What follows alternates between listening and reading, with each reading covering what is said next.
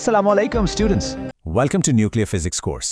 Today's session is about Introduction to Nucleus, and we will explore the size and mass of the nucleus.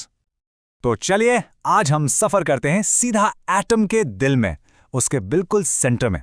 हम एक ऐसी चीज को explore करने जा रहे हैं जो आप सोचिए इतनी छोटी है कि हम उसे देख ही नहीं सकते, लेकिन इतनी पावरफुल है कि पूरी यूनिवर्स को शेप करती है। जी हाँ, हम न्यूक्लियस की बात कर रहे हैं। तो सबसे पहला सवाल, आखिर ये है क्या चीज़? ओके, अब इससे पहले कि हम इसको मेजर करें या इसका वजन करें, आइए पहले ये तो अच्छी तरह समझ लें कि हम आखिर डील किस चीज़ से कर रहे हैं। Let's get right to the core of the atom. ठीक है, तो डाइव इन करते हैं। देखिए, न्यूक्लियस एटम का वो छोटा सा लेकिन अनबिलीवेबली डेंस यानी बहुत ही ठोस सेंटर है। इसकी पूरी कहानी ना 1911 में शुरू हुई थी अर्नेस्ट रदरफोर्ड के उस फेमस गोल्ड फॉयल एक्सपेरिमेंट से। उन्हें पता चला कि एटम तो ज्यादातर खाली है, लेकिन उसके बिल्कुल बीच में एक बहुत ही सॉलिड, बहुत ही कॉन्सेंट्रेटेड चीज है, और वही था न्यूक्लियस। इसी नन्ही सी जगह में सारे प्रोटॉन्स और न्यूट्रॉन्स एक साथ पैक्ड होते हैं। और सोचिए, यही छोटा सा कोर डिसाइड करता है कि कोई एटम स्टेबल होगा या फिर अनस्टेबल होकर रेडिएशन छोड़ेगा। अच्छा, एक वर्ड है जो अब बार बार आएगा, और वो है न्यूक्लियॉन्स। घबराना नहीं है, ये बस एक सिंपल सा कन्वीनियंट सा नाम है उन पार्टिकल्स के लिए जो न्यूक्लियस के अंदर रहते हैं। तो जब भी मैं न्यूक्लियॉन्स कहूं, आपके दिमाग में फौरन आना चाहिए, अच्छा, प्रोटॉन्स और न्यूट्रॉन्स एक साथ। That's it, simple right?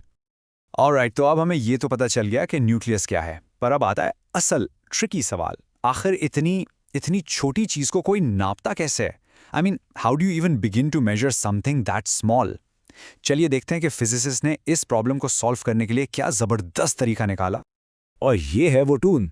देखने में कितनी सिंपल इक्वेशन लगती है ना, R = R0 a to the power of 1/3।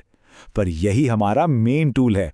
और सच कहूं तो यही तो फिजिक्स की ब्यूटी है कि एक ऐसी छोटी सी इक्वेशन से आप पीरियोडिक टेबल के किसी भी, जी हाँ, किसी भी एलिमेंट के न्यूक्लियस का साइज निकाल सकते हैं। It's just incredibly powerful. चलिए इस फॉर्मूला को जरा ब्रेक डाउन करते हैं आसान लफ्जों में। जो R है वो है न्यूक्लियस का रेडियस, यानी वो चीज जो हम ढूंढ रहे हैं। फिर आता है A, ये है मास नंबर, मतलब न्यूक्लियस के अंदर टोटल कितने प्रोटॉन्स और न्यूट्रॉन्स हैं, उनकी गिनती। और फाइनली R0, ये एक कांस्टेंट है, इसकी वैल्यू फिक्स है 1.2 फेम्टोमीटर्स। अब आप सोच रहे होंगे ये फेम्टोमीटर क्या बला है? वेल, इमेजिन करिए 1 मीटर, अब उसके 1000 ट्रिलियन टुकड़े करिए, उसमें से सिर्फ एक टुकड़ा, वो है एक femtometre. It is mind bogglingly small. Okay, theory बहुत हो गई, चलिए इस फॉर्मूला को एक्शन में देखते हैं। Let's take an example. Gold, सोना, काफी हैवी एलिमेंट है। इसका मास नंबर यानी A है 197। अब करना क्या है, बस इस वैल्यू को फॉर्मूला में प्लग कर दें। R = 1.2 femtometres multiplied by the cube root of 197। थोड़ी सी मैथ करें और बूम, हमारा आंसर आ जाता है a little over 7.0 femtometers. See, it's that straightforward. Okay, so now that we have a way to figure out the size of the nucleus, we can start to understand one of its most, shocking properties, its density. हम एक ऐसी दुनिया में enter करने वाले हैं जिसकी density यानी कसाफत हमारी इमेजिनेशन से बिल्कुल परे है। और यहाँ एक बहुत ही इंटरेस्टिंग और इंपॉर्टेंट पॉइंट है, सोचो इसके बारे में। क्योंकि न्यूक्लियस का वॉल्यूम उसके मास नंबर A के साथ ही बढ़ता है, इसका सीधा सा मतलब ये हुआ कि उसकी डेंसिटी सरप्राइजिंगली हमेशा सेम रहती है। I mean, it doesn't matter अगर आप एक छोटे से हाइड्रोजन न्यूक्लियस की बात कर रहे हैं या एक मैसिव यूरेनियम न्यूक्लियस की, उन सब की डेंसिटी प्रैक्टिकली एक जैसी है। Just think about that for a second. That's a wild concept. तो सवाल यह है, ये डेंसिटी आखिर है कितनी? वेल, द नंबर इज 2.3 के आगे 17 जीरोस लगा दीजिए, किलोग्राम्स पर क्यूबिक मीटर। इस नंबर को जरा दिमाग में बिठाने की कोशिश करते हैं। इमेजिन कीजिए, अगर आप किसी तरह न्यूक्लियर मटेरियल से भरा सिर्फ 1 टीस्पून, एक चाय का चम्मच उठा पाते, तो पता है उसका वजन कितना होता? Billions of tons, Mount Everest से भी कई गुना ज्यादा। एक चम्मच। इस अनबिलीवेबल स्केल को समझने के लिए चलिए एक एनालॉजी यूज करते हैं। इमेजिन करिए एक पूरा फुटबॉल स्टेडियम, बहुत बड़ा, राइट? अब उस स्टेडियम को समझिए कि वो पूरा एटम है। तो न्यूक्लियस कहाँ है? बिल्कुल सेंटर में, पिच पर रखा हुआ एक छोटा सा मटर का दाना। वो मटर का दाना न्यूक्लियस है, और पूरा का पूरा स्टेडियम उस एक मटर के दाने के अलावा it's just empty space. That's what our atoms are mostly made of, nothing. Alright, हमने साइज की बात कर ली, डेंसिटी की भी बात कर ली। अब टाइम है मास को टैकल करने का।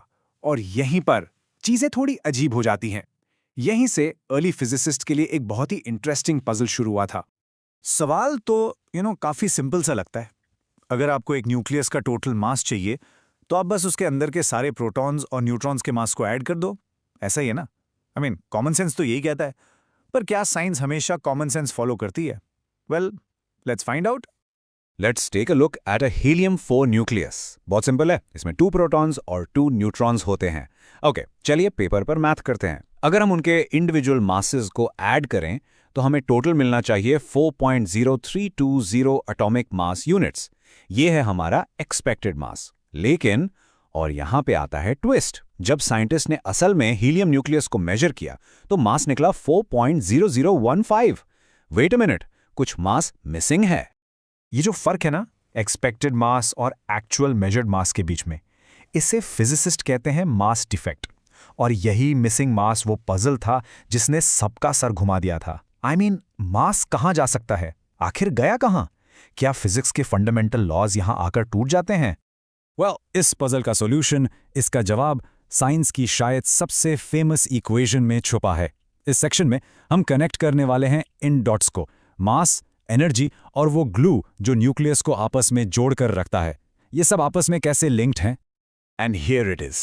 You know this one. Albert Einstein's masterpiece, E is equals mc squared. ये इक्वेशन हमें क्या बताती है कि मास और एनर्जी बेसिकली एक ही चीज के 2 डिफरेंट फॉर्म्स हैं। तो वो जो मास गायब हो गया था वो असल में गायब नहीं हुआ, इट wasn't destroyed, बल्कि वो कन्वर्ट हो गया एनर्जी में। और इस एनर्जी का एक खास नाम है बाइंडिंग एनर्जी। यही है वो कॉस्मिक ग्लू जो सारे प्रोटॉन्स और न्यूट्रॉन्स को न्यूक्लियस के अंदर टाइटली पैक करके रखता है, उनके नेचुरल टेंडेंसी के खिलाफ कि वो एक दूसरे को रिपेल करें। और इस ग्लू की स्ट्रेंथ कहाँ से आती है? यू गेस्ड इट, ये सीधा उसी मिसिंग मास, उसी मास डिफेक्ट से आती है। चलिए अपने हीलियम-4 एग्जाम्पल पर वापस चलते हैं। याद है वो छोटा सा मास डिफेक्ट, सिर्फ 0.030 एटॉमिक मास यूनिट्स। जब आप E = mc² यूज करके कैलकुलेट करते हैं तो पता चलता है कि वो मामूली सा मास करीबन 28 मिलियन इलेक्ट्रॉन वोल्ट्स की बाइंडिंग एनर्जी में बदल जाता है। That's a huge amount of energy packed inside one tiny nucleus. Okay, so let's do a quick recap of the core concepts from today. Number 1, the nucleus is the tiny, super dense core of the atom, made of nucleons. Number 2, we can actually calculate its size using that handy formula, R = R0 a to the power of 1/3. Number 3, and this one's a mind bender, a nucleus always weighs less than its individual parts combined. That's the mass defect. And finally, number 4, this missing mass isn't gone, it's converted into binding energy, thanks to E = mc², which is the glue holding it all together. तो आज का session हम इसे एक thought provoking question पर and करते हैं। ये जो इतनी ज़बरदस्त बाइंडिंग एनर्जी एक इतनी सी छोटी सी जगह में पैक्ड है, ये हमें यूनिवर्स की फंडामेंटल फोर्सेस के बारे में क्या बताती है? उन कुव्वतों के बारे में जिन्होंने इस पूरी कायनात को एक साथ जोड़ा हुआ है। It's something to think about, isn't it? चलिए इसी के साथ आज के लिए बस इतना ही। See you in the next lecture.